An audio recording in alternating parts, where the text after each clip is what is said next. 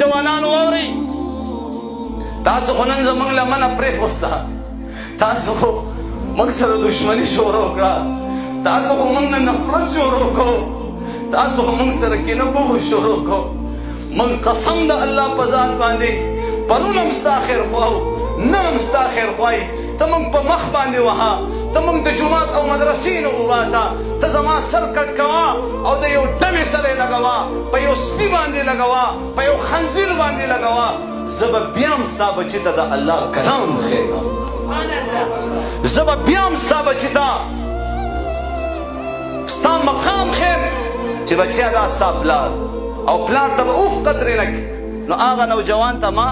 زاری منت جنا فریاد دا داستان بیان کو زما محترمو هغه نوجوان سترګې ښکته کړي دي او سترګو نه اوښکې روانې دي پلار یې ګوري رشته دار یې ګوري چې انشاءالله د مولانا صاحب خبرې لګې دی اثر کوي رنګ راوړي ما تاسو ته اول نمبر کې یو ټکی وکړو بعضې ازلي بدبختۍ څه شی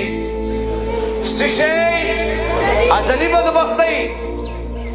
زما محترمو هغه نوجوان چې خبره واورېده ما ورته ویلي د ماسخوتن د مونځ وخت دی چې مونځ له لاړ شو وایي راځئ چې لاړ شو مانځه له لاړو زما محترمو چې کله زه مصلي ته وړاندې شوم د ماسخوتن د مونځ دپاره هغه نوجوان مونځ ونه کړو چې ما ویلي الله اکبر هغه شطوال وتښتېد مونځ یې ونه کړو زما محترمو په الله یقینو کې په سبا خبر شوم په سبا ومن اعرض عن ذکری فإن له معیشة ضنکا تاسو خپل والدین تنګ کړي دي په کورونو کې تاسو خپلو میندو ته د یو مستوري په حیثیت سره ګوري په کور کې زنانه آواز اوري نوجوانان آواز اوري دا مور و پلار زما ستا دپاره پیران دي پیران دا مور و پلار زما ستا دپاره جنت هم دی جهنم هم دی هغه نوجوان متعلق خبر شوما وی مولوي صاحب هغه نوجوان خودکشي وکړه څه وکړل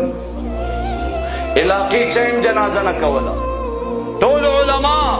مسله دا ده چا خودکشي وکړه علما به د هغې په جنازه کې نه شریکېږي